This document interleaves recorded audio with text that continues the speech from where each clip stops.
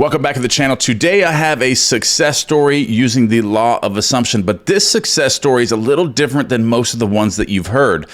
This one is extremely powerful because it involves rituals and routines. And in this story, this couple actually had something that was stolen from them.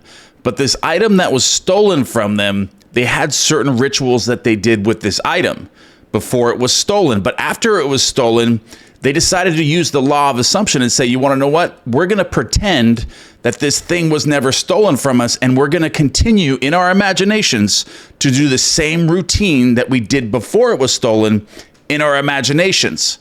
So when they did this, it actually caused the 3D world to bring the item back to them because they continued with the same rituals that they did with the item before it was stolen. So after it was stolen, they still continued the same rituals every single day and the same routines as if they still had it, and then it was brought back to them. So this is a pretty amazing story I'm going to share with you today. So let's go ahead and jump right into this. All right, so this is the story of a couple living in Sacramento, California, who refused to accept the evidence of their senses, who refused to be robbed in spite of a seeming loss.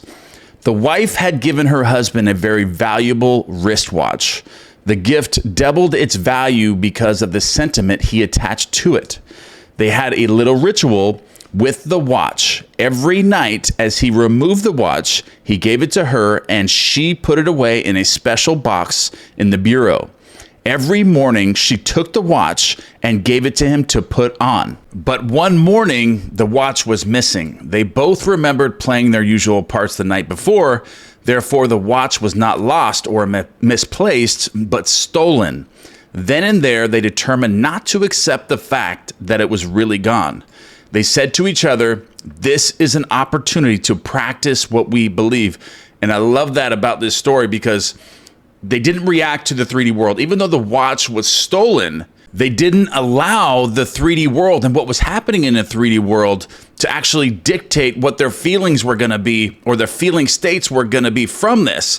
They actually took this as an opportunity to practice what they believe using the law of assumption, acting as if or disregarding the facts of the 3D world, but actually going within, because the world is really you pushed out, your imagination pushed out and projected out. But if you're reacting to your 3D world, then there's going to be a sequence of events that are going to line up that match that. So if they were to react to this, then there would be a series of events that would take place that would demonstrate that the watch is actually missing and they would never get it back. But they took their power back and they wanted to practice and this opportunity or use this opportunity to practice what they believe. So they decided to use their imagination, decided that in their imagination that they would still continue their customary rituals as though the watch were still actually there. Like they're not reacting to their 3D world. They're actually going into their imagination and they're still doing the same rituals as if the watch was never stolen in the first place. So in his imagination, the husband's imagination, every night he would take off the watch and then give it to his wife. Still, while in her imagination, she accepted the watch and carefully put it away. Every morning, she removed the watch from its box and gave it to her husband, and he, in turn, put it on. This they did faithfully for 2 weeks. And after their 14-day exercise or vigil, a man went into the one and only jewelry store in Sacramento where the watch would be recognized. And as this man offered a gem for appraisal, the owner of the store noticed the wristwatch he was wearing. Under the pretext of needing a closer examination of the stone, he went into an inner office and called the police. After the police arrested the man, they found in his apartment over $10,000 worth of stolen jewelry.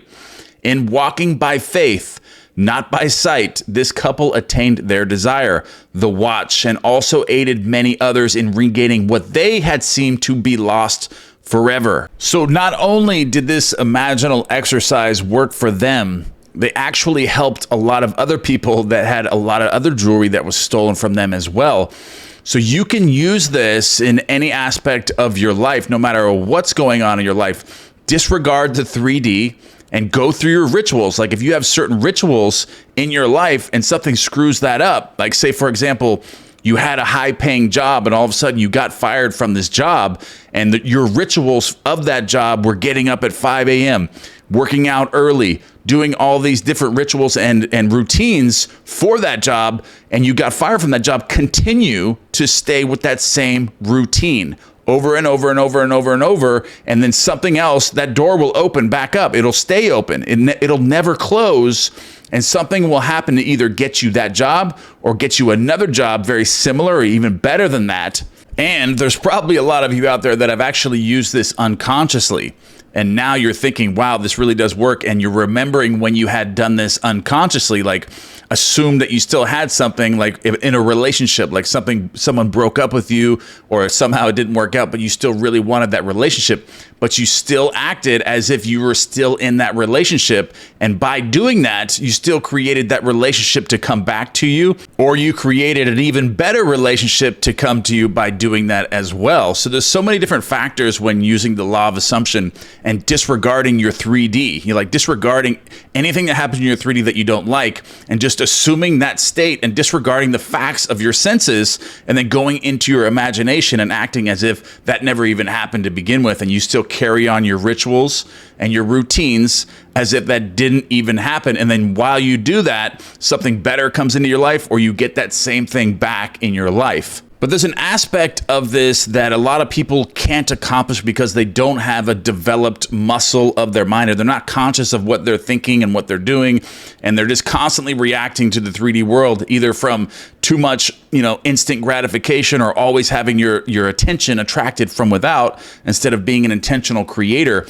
But I have exercises on this that can help develop this part of the mind. So I'm going to post that video up on the screen right now. So click on that. That will assist you in developing the muscle of your mind to take your control back to where you're consciously creating things. Like you're constantly visualizing. It'll teach you how to picture and create things in your own imagination instead of just reacting to the 3D world with all this stimuli in the world these days, the stimulus that's in the world. Start creating from within yourself, creating your own pictures and using your imagination. So I'm going to put that on the screen right now. Click on that video, go through those exercises that I give you, and actually really do this. And this will increase your ability to manifest and really take you to that next level. All right, guys, I love you, and that's the end of this video. Don't forget to give me one thing you guys are grateful for, or any future content. Leave that in the comment box below. I read all of the comments, and I love you, and I'll see you in the next one.